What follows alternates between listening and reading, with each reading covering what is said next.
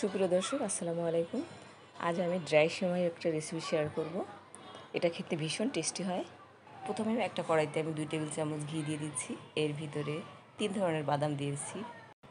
বাদামগুলোকে ভালো করে ভেজে নিচ্ছি।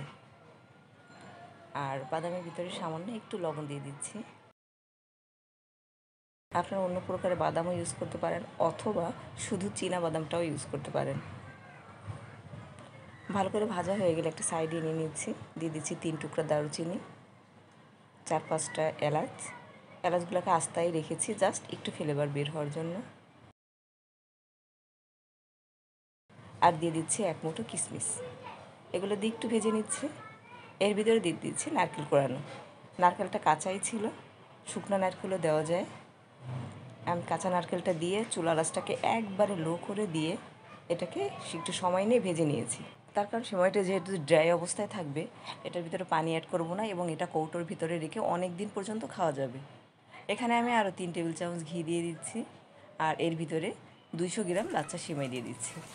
আর চুলার আঁচটাকে কমিয়ে রেখে এটাকে আবার 2-3 মিনিট ভেজে নিচ্ছি।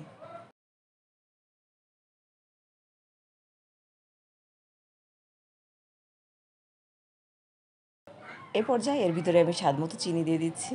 এখানে আমি 1/4 কাপ চিনি দিয়েছি। চিনিটা দিয়ে 2-1 মিনিট জাল করে এটাকে মিশিয়ে নিব। যখন চিনিটা একটু একটু গলে যাবে, এ পর্যায়ে দিয়ে দিব 1 কাপ গুঁড়া দুধ। এখন আমি 4-5 মিনিট এটাকে দিয়ে জাল করে মিশিয়ে নিব।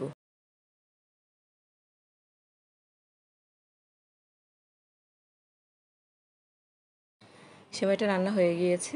এটা ভীষণ টেস্টি হয়েছে। এটাকে এখন নামিয়ে নিব। নামিয়ে ঠান্ডা করে এটাকে একটা এয়ারটাইট বক্সে রেখে দিব।